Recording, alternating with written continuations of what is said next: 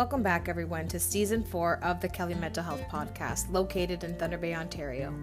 Throughout this season, CEO Linda Kelly will be chatting with people from many walks of life across the world about a variety of mental health and wellness topics. Please keep in mind that this is not a substitution for counseling. If you would like to talk to a licensed therapist, please visit us at www.kellymentalhealth.com.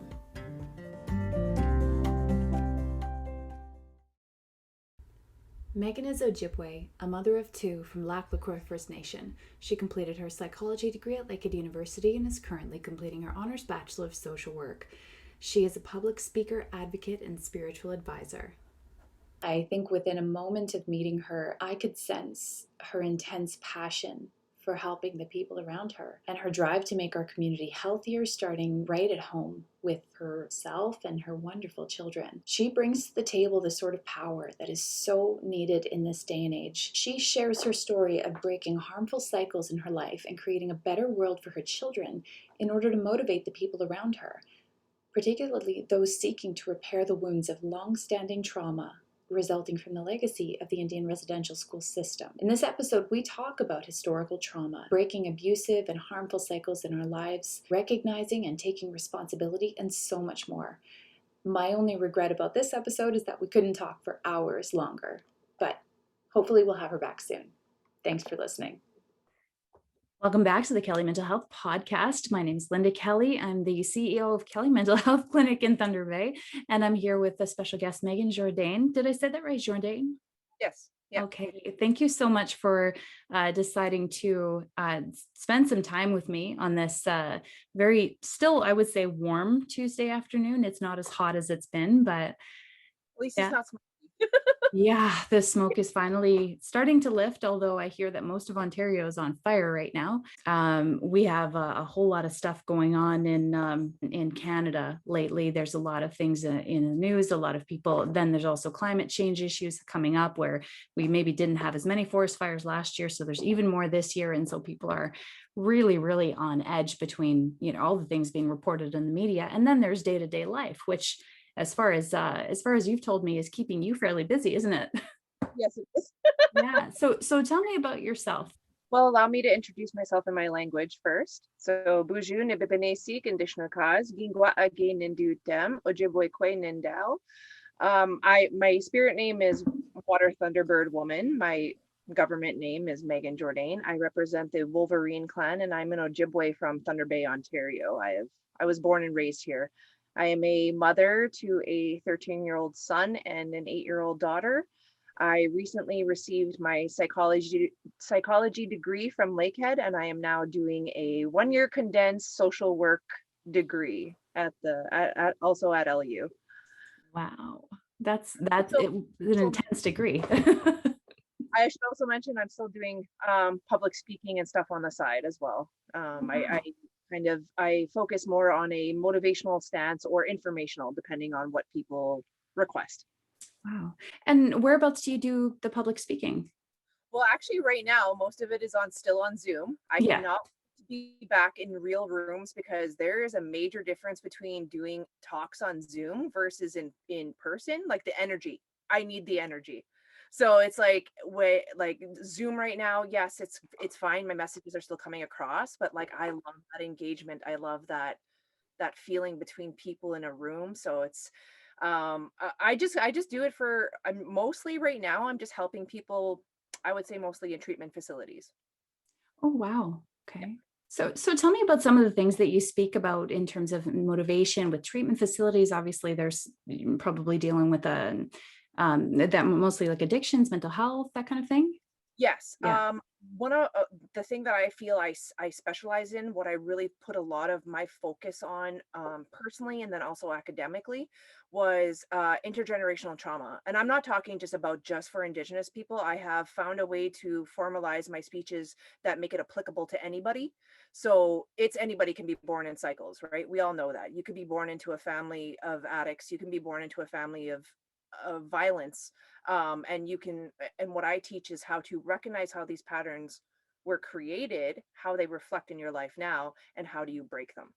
So that's what I try to what I try to teach. And what made me good at it at first was because I've done it. I've done it. I have personally undertook breaking cycles in my own life, and then I have now found a way to teach that to other people.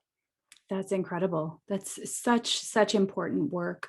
Mhm. Intergenerational trauma, you're right, it is applicable to anyone. Of course, it tends to be a bit more of a buzzword with certain populations, but yet that's true. And when I was doing my traumatology certification, they made us do a, what was it called, it was basically a family tree where you try to figure out where's all the trauma in each kind of sector, and how did that affect then the children, the grandchildren, the relationships. And it was incredible to actually see, here's war, and here's domestic violence, and here's murder, and here's and how much it just echoes. Yeah. Like I actually, funny you mentioned a family tree, because I come from a very large Indigenous family. So on my mom's side, I have 12 aunts and uncles, and on my dad's side, I have 13. So I literally have 25 aunts and uncles. I had to do my family tree. Oh my God. It just took me I think it literally took me 6 or 7 hours to complete. Yeah, it was not easy. It's the worst when you start trying to write down the children's name too, and then you're like, okay, I got to move over these 5 people because there's no room here. Yeah. Wow. That must have been such an experience to actually have to have it all laid out like that. Yeah, but it helped. I always tell people, if you're ever able to write it out or draw it out, do it, because then you can see it, and then you can physically see problems and issues, and then you can actually try to figure out how to possibly work with them, right? Mm-hmm. I do find that a lot of people feel overwhelmed at the prospect of it, because some people are quite aware of the trauma that has arisen within their family. Some people are aware that, hey, maybe this wasn't, I mean, I don't want to say normal, because I think it's pretty normal. I think it's pretty common, but that it wasn't okay. And Yeah. so people feel very overwhelmed sometimes, and sometimes we just kind of turn to these coping skills that aren't so helpful. And how do you approach people about that, the fact that maybe it is possible to work on these things?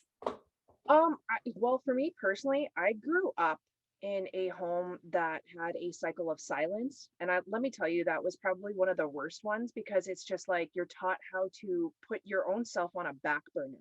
Your problems and everything that you have been through does not matter. And it's not that it didn't matter. It was just nobody was capable of talking about it, because that silent cycle was so strong that it was just we just don't talk about it. We're just not going to talk about it. And how we're going to deal with it is going to be completely unhealthy and destructive.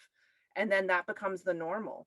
So when I speak to people, because what it is about these cycles is it's so painful to address. It is so painful to have to constantly relive it. But people, what I think blocks people is that they don't understand, by releasing it, you end up okay. It seems so scary, and it seems so violent, and it's just it's unfamiliar territory, and it's likely because you were born into a cycle of you're not supposed to talk about it, and then now here you are as an adult trying to say things. Or even I also work with teenagers. Even teenagers can't say these things, and they're just I think it's just because maybe the cycle of silence hinders and also perpetuates our pain. So it's we don't know how to move past that point, which is worse, because then you're just bottling everything up, and then eventually you explode, and you end up in these awful circumstances and situations.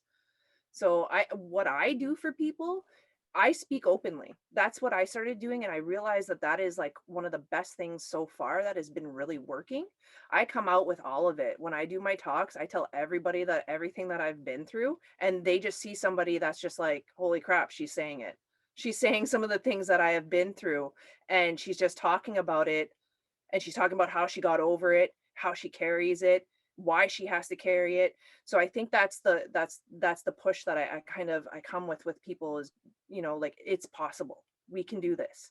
And it's just a matter of helping them see that they can do it too. Because we live in a society where they have taught us that we have so many obstacles, or we're not capable. We're not capable of thinking for ourselves. We're not capable of believing in ourselves. We're not, you know, it's just about showing people their capacities, their true capacities. not the ones that they were taught. It's about showing them the new ones. Yes, you are capable of being loved. Yes, you are worthy, and you are capable of changing, no matter what that change is. Mhm. That ability to feel capable, what do you think that families can do to actually, actually reinforce that for younger people? Oh man, that's good. I know healing, especially when I work with teenagers, a big problem for them is they go to these places for healing, then they go back to their families Yeah. that have nothing, they don't partake in the change. And that is so difficult to work with because it's like you have this person who is ready, who is willing, sees the errors, sees the changes, but then it's like you pull them away from this, and I don't want to say this, but you pull them from their family. You give them these skills and this awareness, and then you're just like, you got to go back, and then they go right back to what they were doing.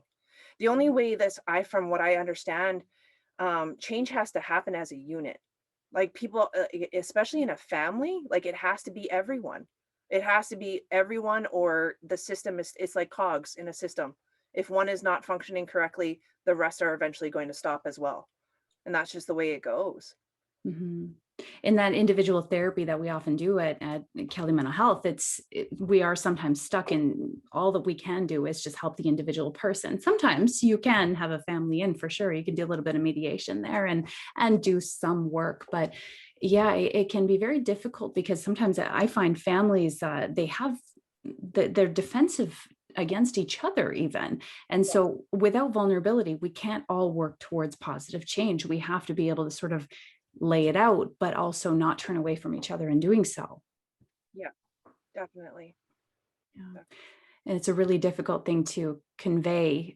You almost have to get everybody alone, but then they have to continue trusting you, even when you're in another room with another family member. And not everybody is ready for change. Like that's the difficult thing, and we can't force everybody to be ready. Like No. that's the other thing too. You could have a whole family and 4 out of 5 could be ready for it, and that fifth person is the one that's going to cause all the havoc and bring the other 4 possibly back, so it's i think I think working with individuals, no matter what, will always be a positive thing. No matter what, doesn't matter, as long as you can still give them that awareness and those skills.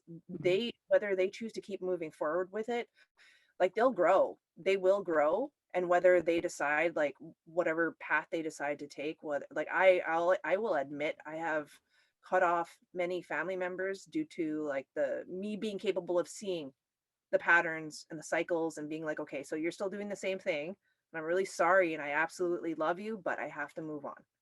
And that's the way some of my relationships have ended, and they're still in the past, and they will continue to be there unless I see some actual concrete changes.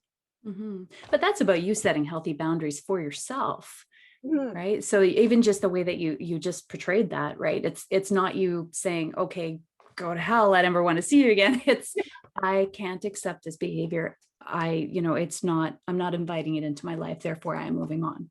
Yeah, it's accepting, it's knowing it's literally adhering to that self-worth. Like that's a big thing that I teach people. I teach people self-worth for most people that are parents, I use the parent-child analogy. You know how you love your child just completely, like there's nothing your kid can do. There's just some days you're just like, oh, I just love you so much. Look what you've done. And you're just so proud.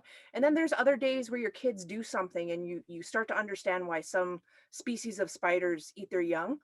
And, like you just, but at the end of the day, no matter what they did, no matter what they did, no matter what they said, that's your baby. You love them. Not that unconditional love. It's unrelentless. It cannot change. I always tell people that is the love that we have to give to ourselves. Like that exact same love has to be given to ourselves. And that's when we learn those levels of respect, those boundaries that we're supposed to place with others. Mhm. I was about an hour ago doing a consultation with one of my staff, and I had the baby in my lap, and for the entire hour and 10 minutes, she's just booting my arm, and I'm like, you know, it's incredible sometimes to think about just the sheer amount of work and emotional labor it takes to get a human child to adulthood. Yeah. And sometimes I will use that analogy with people as well that are struggling. It's like someone had to take the time every single day to make sure that you were fed, you were clothed, that you were comforted. Not everybody got all of that, but somehow you did survive. And no one loses value over time. Yeah. Yeah. It's interesting that you brought that up because actually in the recent couple years, I'm sure you've heard of like the balance of the medicine wheel that Indigenous people speak of. So Mhm. they speak about the four planes of a person. So there's a physical self, a spiritual self, an emotional self, and a mental self. And the newest one that they're discussing about trying to apply, and that it's very, very just as important, is your social. Because we are all here because somebody took the time, whether it wasn't the best of care, but somebody took the time to clothe us, teach us, and, feed us. And that's why we're also here, regardless of what that may or may not have looked like. And that's why, of course, the fear of rejection, it just really strikes deep in our hearts, that we really struggle with even just imagined abandonment that leaves such a big mark for a lot of people. And I noticed that the abandonment issues being really rampant within families. I don't know if you've seen that as much. I'm sure you have, but just that real or imagined abandonment because somebody wasn't there when they should have been, or maybe somebody was threatened. That, like, this was kind of an old-timey thing people tended to do more often, was if they were angry, they would be like, well, okay, fine, I'm leaving you. Or I'm I had a friend whose mom used to say, well, they lived out of Thunder Bay, and they said, well, I'm going to move to Thunder Bay and I'm leaving you here. And the kids would go, no, but I mean, it's almost funny in retrospect, but then you go, how horrifying for a child Yeah. to just think, this is my caregiver, this is my lifeline, and I'm being left. Yeah. That sounds like almost like psychological warfare. And it's funny because it's very not funny, sorry, that was the worst word to use. Right. Very likely that the parent probably went through same cycles. You know what I mean? The things that they said were probably things they were told. So they were just like, oh, this is how I was corrected and taught how to listen. I'm going to use this strategy. It's like people like today, like modern times. I was having this discussion about how like my era, spanking was okay, hitting was Yeah. okay. And I me personally, I will never put a hand on my children. I don't know what that would teach them. Like that's just me personally. Like I see people make jokes sometimes like we should bring back hitting, and I'm like, no, we should not. Like I don't really think that that's going to do anything for them. And like and the way I see it is it's literally like that happened to me because it happened to them, and it happened to them, and it was just like that was just the way they adjusted kids back in the day. And now I'm just like, no, this is where it ends. This is where it stops. That's also, though, why it's so difficult to be the person that breaks those cycles, because you're the one that has to spend all this time going, wow, this thing that happened to me wasn't okay. And I have to unlearn this and I have to learn something new. Whereas your children that never experienced that fear and that pain, they only know how you've treated them. So it's like this in-between phase. We talk about that with the alcohol and drug addiction, like you said, psychological warfare, that emotionally driven language that people use against each other. Just being that person that realizes, like, I got to change that. There's so much work involved, but it's so worth it. And then your children go and look and see that behavior as just completely alien. Yeah. Oh yeah. It's I actually just had this conversation with a classmate recently because there was a very open dialogue going on with everyone where they were very inviting of me coming forward with a lot of my personal like stories. And I had one person just ask me like, like, how do you break these? Like what happens? Like, where did it occur to you that you were going to be like, I'm going to end these cycles? And I didn't have an answer right away because I was like, what? Yeah, really? Like how, where, when did I do that? And I just started, I think there was just a point in my life where I started to realize like that fear I grew up with, that fear of everything, the abandonment, the mental and emotional unavailability of my parents. And I don't blame them. I always say that to people, like anything I ever say about my upbringing, I have total forgiveness towards my parents. I have total understanding and awareness of the cycles that they were born into. And I get that this was just passed down to my generation. And it was up to someone like me to be like, no, we're going to end it here. I'm one of the ones that was made, and I'm going to break this for the next one. Because when I looked at my kids and I seen that I was bringing these cycles in, like the ones of like silence and not being there mentally or emotionally, and when I seen that these were possibly going to carry on to them, I didn't want that.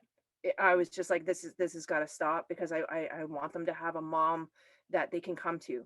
I want them to have a mom that is there when they're sad, and and with my addictions, there was a possibility that that could have took me out, and then they would have not have had a mother at all, so. And I know what that feels like, because I have lost my mother. I lost my mother when I was 19, so I know what it feels like to be out in this world without your mom. Like, it's just like, it's a very lonely feeling, and especially when the passing of your parent is kind of violent and awful, it makes it worse. So like, I can't imagine having succumbed to my addictions and my children having to live with that, and then them carrying on the cycle, because they're just like, well, this is how she dealt with it, this is how we're going to deal with it. And it's like, no, we're going to break it. Mom will break it. Mommy will do it, guys. I did it.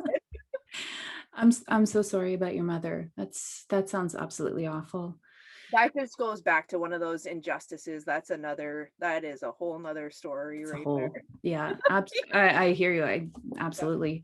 But you're right. And then your children must have so much faith in you as a result of your being, what you have done to change this. Oh my God, I did it. I did it. I have kids. My kids will come up to me and have open conversations like, hey, I'm sad about this. Can I talk to you?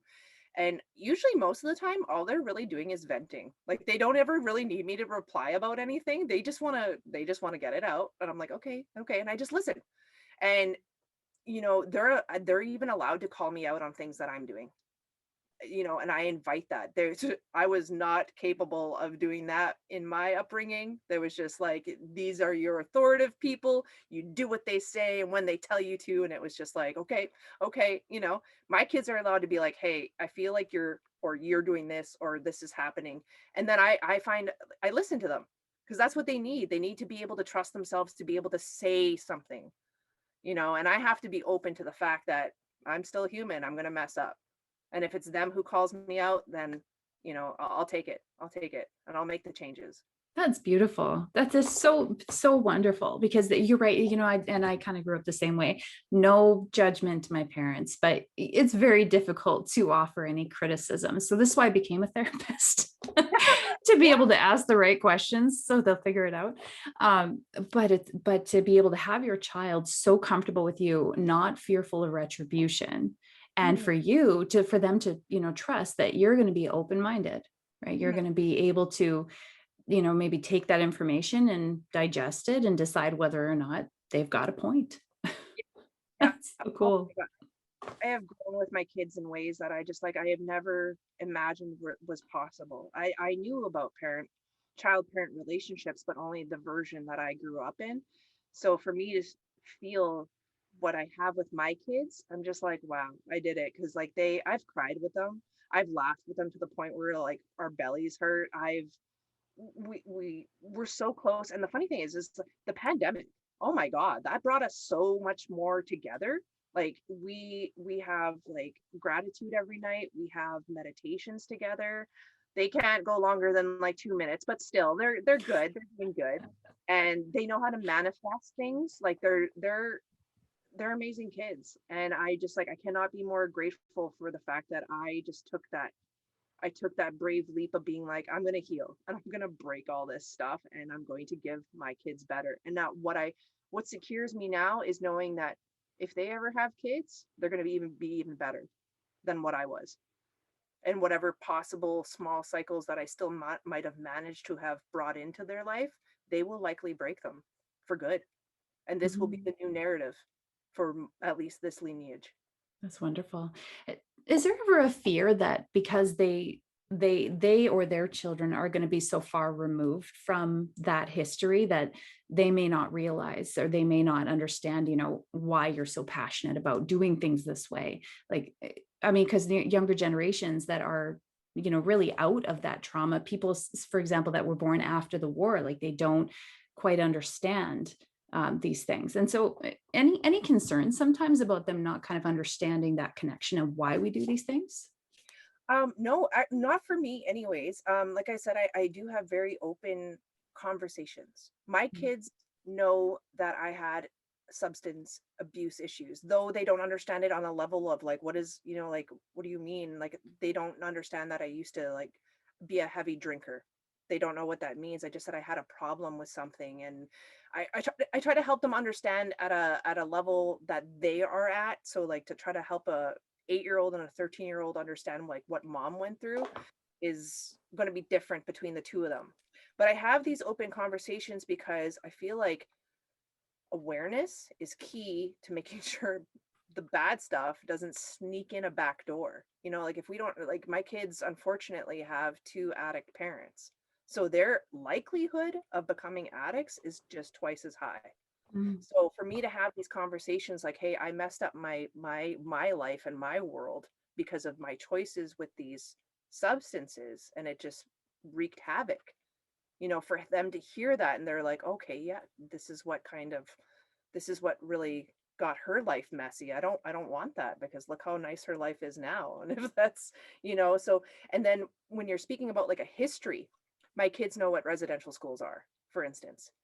With the discovery, I don't even want to call it discovery. I've been calling it the recovery of those Indigenous children. I've been having very open conversations with my kids, like trying to help them understand, because they were just like, well, how old were they? And I'm like, your age, your guys' ages, even younger, as young as your little cousins, your little baby cousins that are just learning how to walk and talk. So then it gave them perspective, and they were like, what? And then even painted them a picture. I'm like, you have to imagine that we're just sitting at home one day all nice. I painted a picture of kids getting picked up by the church. And I was like, we're just sitting here having a nice day. I knew they were coming, but I wasn't prepared for it anyway. And they just take you from me. And I'm screaming, and you're screaming, and we're all screaming. And it's just the most worst thing that could happen. And when you come back to me in the summers, you're not the same kid. And I'm not the same mom, and they taught you how to not love me anymore. So there's like these to have that very open conversation is to help them understand. And it's more or less it's important that they know the true history, because the true history is just only now starting to become more common. Like before, like I was just talking about textbooks in high school. I remember getting in trouble in grade 10 history when I was supposed to quote something in an exam or something, and it was like it was the part about the Indigenous. So it was like the Indigenous shared the land, and it was like I started laughing, and I'm like, I'm not writing that. I'm not writing that. And she was like, you'll fail. And I'm like, fail me, I don't care. Like, and I remember my mom getting mad at me, and she was like, why don't you just write it? And I'm like, because it's not true. It's not true. Even I know that, because my parents were, there was a silence. I at least had a basic understanding of residential schools. I didn't know how severe it was because of the cycle of silence in my home. I didn't know what my parents went through. I didn't know what all my aunts and uncles endured until I got a little bit older. And then even university, my first year of university was kind of my first exposure to the laws against my people. And I was like, really? Like, this was like, it was like shell shocking, because it was like, wow, like these laws were literally designed to keep my people oppressed. So these are conversations that I have with my children, and I would have with any child, because I feel like the truth is important, because like hiding it or denying it or masking it just kind of makes it, in my opinion, makes it worse. Like to ever sit there and not, like my son, for instance, is 13. He's going to be going to high school next year. He's about to be exposed to some things that, most of us are exposed to in high school: drugs, alcohol, partying, all that glory stuff. So I would rather him be prepared. Like, nope, my mom had some problems and I don't really want to fall into that kind of stuff. Like, he's a good kid. I have total faith in him that he would be very open about conversations, because Mhm. I've taught them how to talk to me. And I've taught them how to be like, hey, I got an issue I need to talk to you about. So more awareness is kind of what I think is key. And I think it should start as young as possible. Absolutely. And a lot of parents, they're fearful about just how much to share, how to share. A lot of parents, when we're run down, a lot of times we don't have the capacity at the ready. Our batteries are just so low. It's difficult to put the care and the time and the attention into how to say these things the right way, even sharing grief, even crying around the kids. It's so many parents that are like, I just don't want to cry around the kids. And I try to tell them you should, because eventually the tears dry up and you show them you can go through it, come out the other side. Thank you. Yes. Last year, so in the pandemic last year, so it was a lockdown, and it was my first, like my mom's memorial. It would have been the 15th one. And it was the first time I was just like stuck in the house by myself. Usually I'm with my dad and my brother, and we're all out doing ceremony or something. So this was the first time I had to actually sit here with my own thoughts. And I'm like, this is so uncomfortable, but like, it was nice. I needed it and it had to happen, because I didn't actually realize how much I was avoiding. And like my own personal feelings, like what I was burying really deep down low.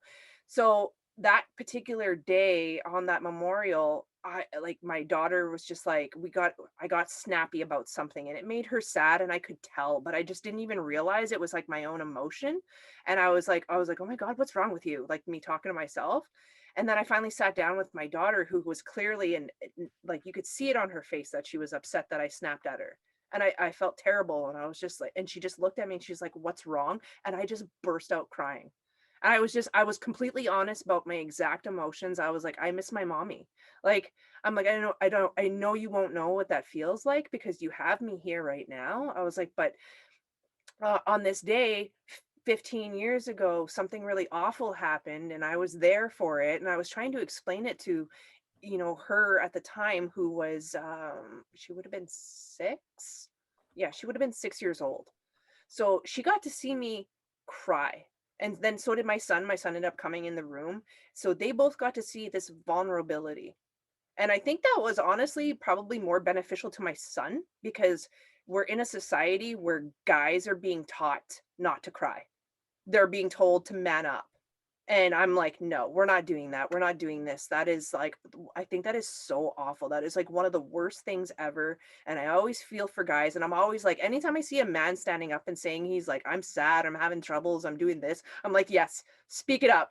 Do what you got to do. So yeah, no, you know what? Cry in front of your kids. Do it. Have these real conversations. Tell your emotions, because then they learn. They're like, it's okay to do that when you're an adult. Like, my kids view me as the strongest person they know. They tell me this all the time. But now they know that even mommy has hard times. Even mommy's allowed to be sad. I'm allowed to be sad. I'm allowed to be mad. I'm allowed to have any type of emotion I want, and I'm allowed to express it.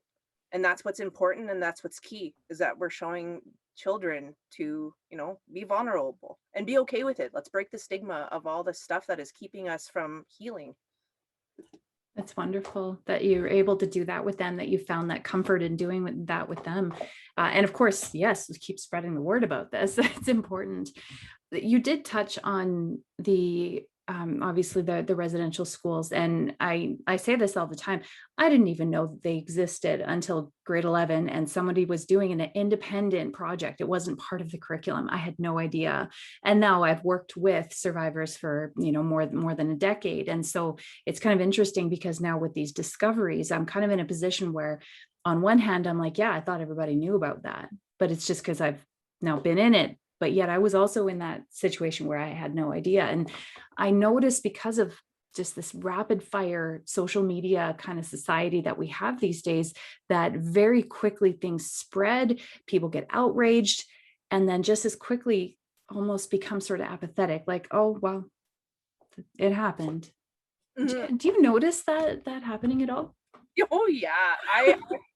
So I have this thing where I'll ghost social media for like periods of time, and it is because of the negativity. Like, I cannot believe what people are willing to say. Like, you know what I mean? Like towards their own personal like opinions. Like, oh, I see the fighting, and I also see the positives though. Don't get me wrong. I also Mhm. see like people ready for unity and standing together, and I think it's so beautiful. But what makes me want to leave social media right now is just like people trying to justify things. You know, like, oh, it was diseases, and it's like, Yeah. no, I'm sorry, I'm Indigenous. I grew up, I heard the stories. I wasn't too sure about how severe they got. Like, I heard a lot of awful things growing up, and we heard, like, Indigenous people, we agree, we all heard the stories, we did. And whether or not, and the only people who weren't hearing them was the rest of society, you know. Mhm. So us younger generations, we heard it, we knew it. We knew residential schools. I was lucky enough to have been told what they were at a very young age. And then I also kind of like, as I got older, I started to kind of like read into it, because I was like, what is my heritage? Where do I come from? Like, why is my life like this? So then, like, of course, that's what kind of sparked my own personal endeavors into finding out history of my people. And I'm like, why isn't this stuff in textbooks? Like, why aren't people being taught this? This was like, in my opinion, this was a pure genocide. So I'm like, why is this not in textbooks? Just like going back to my grade 10 history exam. Like, you wanted me to lie on my exam for a mark. No, no. So yeah, it's, oh man, like I don't know, the narrative has to change. Like, and I don't, you know what, people are going to be people no matter what. So social media, I think, is just always going to be like 50-50. You're going to have the people that are willing to see and change, and then you're always going to have the people that just cannot budge from their perspectives. Mhm. Yeah, and some people that will just kind of stick to what they think they know always, but it's just because we become closed off, right? We become defensive. There's people that feel like, I think that with this stuff coming out, that it's almost threatening their way of life, or threatening, I don't know, the society that they think they know. And it just gets confusing why people decide that this is the hill I'm going to die on. That no, it was tuberculosis, it wasn't abuse. It's like, no, it was. But how do we then, all of us, come together and try to do better? Like, Mhm. they can't change what's happened. Yes, no, we can't change what's happened, but it should be in the books. Yeah. Like, it should be common knowledge that this happened. We can never, ever let people be dehumanized like this ever again. And yet it still happens every day, that seeing people as certain sectors of or different groups as opposed to who they are. Yeah. In all my talks, I always have a saying, and it's my favorite saying. It was I applied it to my own life. It's part of the time in my life where I realized all the changes I needed to make, because I was capable of looking at my own life as a big picture, and I'm like, where's the problem? And I was like, oh, okay, you're just kind of repeating things here. So I have this saying that goes, you'll forever repeat what you don't repair. So why do I say that? Is because you will literally keep doing the same shit if you don't stop it somewhere, heal the old stuff so you can start a new cycle. So I feel that this saying of mine is obviously applicable to individuals, like to any one of us needing healing, to look at our own selves and see like our own cycles and be like, okay, yeah, like I'm just in a repetitive state of negative behaviors, but this is also applicable to an entire nation, because they're still denying all this stuff, even though it's like right there now, like you have the literal physical evidence of bodies now, and they still want to deny or not take accountability. So the thing about changing the narrative though, and I always say this to people, because just as I broke cycles to be alleviated from, like addictions and violence and stuff like that, people can break silence of bigotry. They can. If they were born, and I don't necessarily blame people directly, because you don't know if they were born into a home where it was just like, we're going to hate people of color, we're going to do this, and we're going to, because I've seen homes like that. People that were just like automatically against me. Their parents, like the person I had a friend, their parents just hated me just for being brown. They hadn't even met me. And I was just a dirty Indian. Like they were like, why would you be friends with a dirty Indian? And of course my friend had my back and they were just like, she's cool. Like she's so cool. And they're like, what, why do I have to hate her? Like, what's the problem? You know, so just as, and that person totally broke that cycle. He's on our side, you know, he's like, he's an ally. He's just like, I don't even know like what his relationship is like now with his parents, but like he's nothing like them. He's nothing like them. So like just as we can break any cycle in our life, anything we want, anything that makes us, I feel like anything that makes us like negative towards ourselves or others, we got to break them. Like if we're gonna, you know, find unity, it has to start somewhere. And it's just like at the same time, can humans change? You know, and I know they can, but at that vast amount, I don't know. I still have my hesitance about it. That's why I try not to get too apathetic when I start looking at, you know, really like the long history kind of that has happened so many times, people turning on each other and wars. You know, we just want to live our lives. Let's just everybody just get along for once. Love each other. Just stop it. Just yeah. It's you know, you talk about like the breaking of the cycles, and I think one of the things that stops people the most is that when you break a cycle, you do risk a lot. You risk your social group, you risk your sense of belonging. Even, you know, as simple as something like I'm changing my diet, and then people they kind of turn on you. They're like, well, what's wrong with our diet? Yeah, like being vegan, and then everybody's sitting there trying to feed you meat, and it's just like yeah.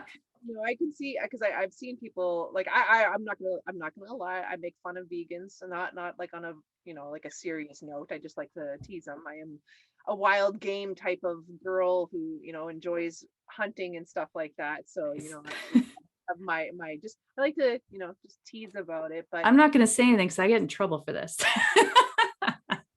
Go on. you know what the thing is though, the reason why it's so hard is because change is hard. Yeah. Like change is hard, like especially if it's something that's rooted from like childhood. Like that's what you know. That's your norm. So you're just like you're just to break those is a lot of work. You're actually doing in my course right now, we're actually talking about the stages of change, the model that they presented. So like the contemplation, the contemplation, preparation, action, and maintenance. So they were talking about those things, and what he highlighted in big bold letters was change is hard. So I'm like, yeah, it really is, because like if you think about like exactly changing your eating habits, or like when I was trying to break addictions, it's hard. It is so hard. There are so many factors involved, whether it's like these are cycles that you learned, or they're just like concrete habits. Like it's just, change is hard. And I don't downplay that to anybody. That is, it's so difficult no matter what the change is, whether you're trying to become a positive person or you're trying to get rid of negatives. Doesn't matter what it is, change is difficult. It really is. And you know, one of the most minute examples sometimes I'll share with people is try brushing your teeth with the wrong hand. and think about how awkward it feels, how you have to really give everything so much extra thought, how it kind of makes you more tired than it should because your mind is going. Now that's just the most tiny example of what it's like to try to change something. You have to think about it, everything in minute detail. That is such a great, I like that. I'm gonna write that one down. That's a good one, because I'm a person of visuals and painting pictures for people to help them understand exactly what I'm talking about. That's a good one. I like that. Right. So, you know, we're talking about relationships sometimes. So, my dad was a kind of, you know, shut down, silent, walk out the door and go for a drive, but it would usually be pretty abrupt, slam the door kind of person. So I grew up thinking, okay, well, that's kosher. That's what we do. Right. Yep. And then I noticed with a partner, how much that hurt him, that, you know, I would fracture that relationship every time I did that. And so sometimes it would take so much energy, so much emotional labor to just calm myself and stay put. But Yeah. yeah, it's just kind of interesting to have to go through it each time and not go, no, don't do the automatic thing. I got to stop and think this through. Right? Yeah, it's that impulse, that drive. It's like going back to the brushing your teeth. When you brush your teeth in the morning, do you actually have to think about it? No, you just do it. Like it's so automatic. Like I don't even think I actually have to think about, unless I'm using my left hand. Yeah. I don't Yeah. have to think about it at all. It's just get it done and then you're done. I don't even think I like there's no process involved mentally anyways. Like so yeah, it's and then the going back to your situation, his cycle was you don't slam doors. So it's like, what are Yeah. you doing? You know? Yeah. So yeah, it's a simple kind of things, but breaking the cycle, it kind of always goes back to that change is difficult. One thing that I wanted to ask you about too, with again, things that are going on in our society right now and the defensiveness. Why do you think it is so hard for people to take responsibility for whatever role they happen to have played in anything that's happened? People tend to just shut down a lot of times. They get defensive rather than just being, oh, am I responsible partially? What are your thoughts about that? Oh my God. You know what? Accountability is another difficult thing to do, but it's actually probably the most relieving and releasing of anything, to be able to be like, hey, I messed up. I'm sorry. How do we move on from this? But not everybody's ready for that because it's just again, it's hard because it's like now you're going against like your own, I guess it would be like your own feelings and your own opinions. Like, nope, it wasn't me. No, it was my problem, and it's almost just like it's like a self-defense in my opinion, to be like, to what degree a person was involved, they may or may not want to admit it. Like I know when I first started, and I will admit this, when I first started in recovery, I wasn't ready for apologies. I was blame, blame, blame. I was like, it was your fault for this. You did this, you did that. It was like pointing fingers at anybody I could, as long as it wasn't at myself. But growth and healing for me did not occur until I was just like, okay, so I did this and I did that. Oh my God, and I did that as well. And it wasn't until that I started accepting what I did that I was able to take accountability. And then I was also even I was capable of taking it further from that into a form of forgiveness, and not just to other people, but towards myself. Because we keep ourselves in a lot of cycles without even acknowledging that we're doing it.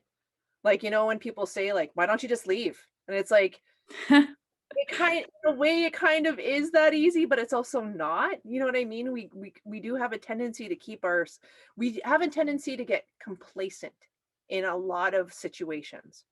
So like when it goes to like accountability, yeah, I think it's another one of those things that it kind of hurts. It kind of hurts to be like, I'm the problem.